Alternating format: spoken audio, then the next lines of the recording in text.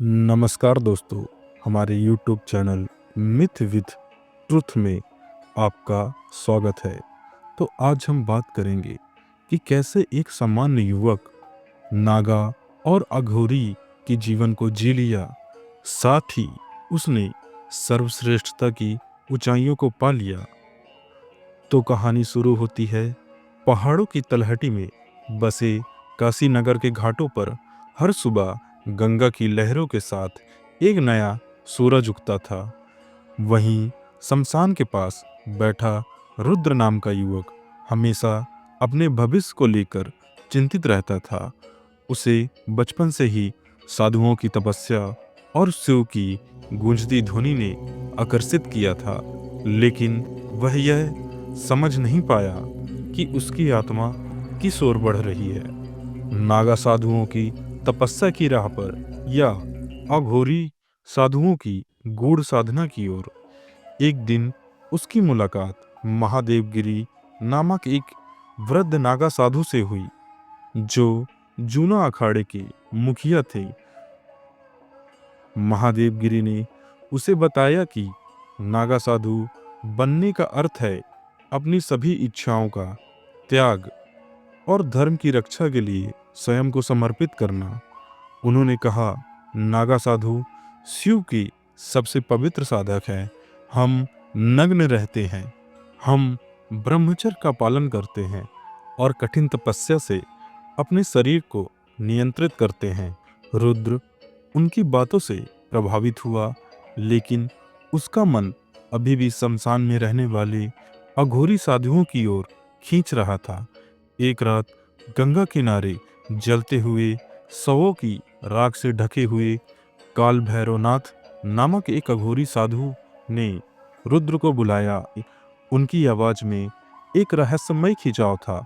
उन्होंने कहा, तुम नागा और अघोरी के बीच फर्क क्यों देख रहे हो?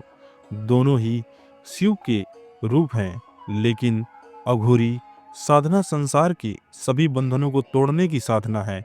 हम मृत्यु से डरते नहीं, बल्कि उसे स्वीकारते हैं। सौ साधना और शमशान का वातावरण हमें सिखाता है कि संसार की हर चीज क्षणभंगुर है। रुद्र के मन में जिज्ञासा और बढ़ गई। अगले ही दिन वह महादेवगिरी के पास गया और पूछा, गुरुजी, क्या आप मुझे नागा साधु बना सकते हैं? महादेवगिरी मुस्कुराए और बोले, यह राह कठिन है। पहले तुम्हें अपनी सारी सांसारिक इच्छाओं को और मोह माया का त्याग करना होगा। रुद्र ने बिना किसी झिझक के हामी भर दी।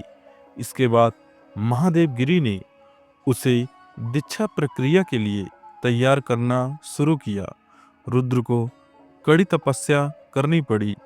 कभी बर्फीले पहाड़ों पर नग्न रहकर ध्यान लगाना, तो कभी भूखे रहकर शिव की आराधना करना। कुछ ही महीनों बाद रुद्र का शरीर और मन बदलने लगा। वह पहले से अधिक शांत और स्थिर हो गया।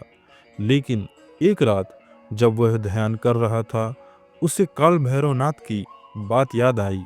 वह बात यह थी कि शिव के दूसरे रूप को समझने के लिए तुम्हें मृत्यु के भय से परे जाना होगा। रुद्र के मन में सवाल उठा, क्या वह अघोरी साधना के रहस्यों को भी समझ सकता है?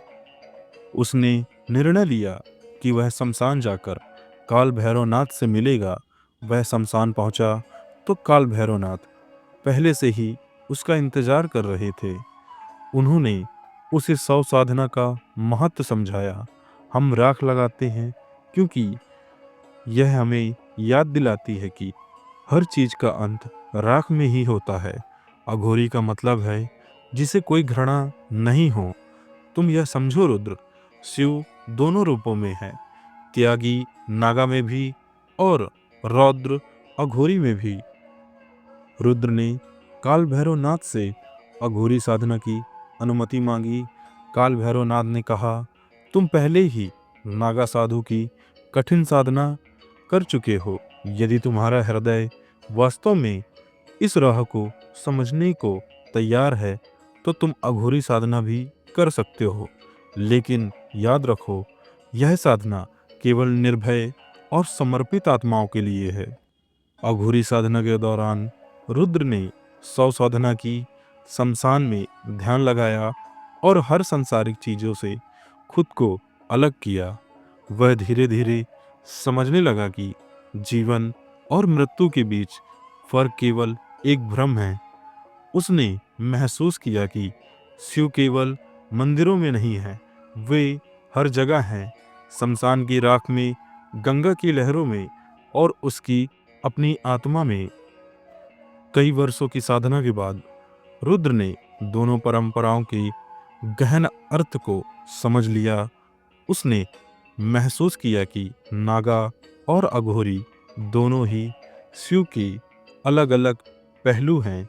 नागा साधु संसार को धर्म और तपस्या के जरिए प्रेरित करते हैं, जबकि अघोरी साधु संसार को डर और भ्रम से मुक्त कराने का प्रयास करते हैं।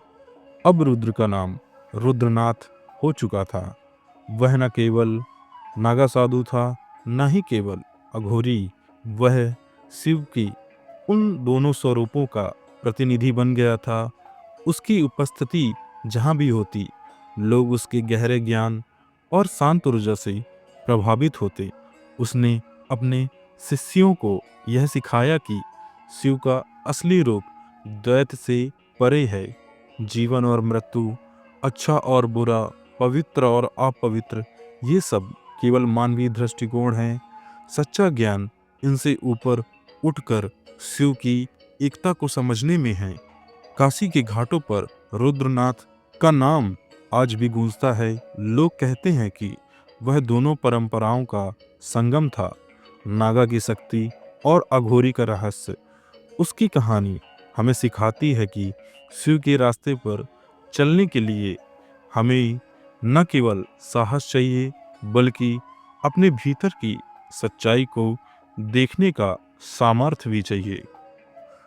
तो दोस्तों, अगर यह कहानी आपको प्रेरणादायक लगी हो तो इसे अपने दोस्तों और परिवार के साथ जरूर साझा करें। हमारे चैनल को लाइक, सब्सक्राइब और बेल आइकन दबाना मत भूलें, क्योंकि यहाँ आपको भारतीय संस्कृति और पौराणिक कथाओं की अनमोल धरोहरें जानने को मिलती है। मिलते हैं अगली वीडियो में। धन्यवाद।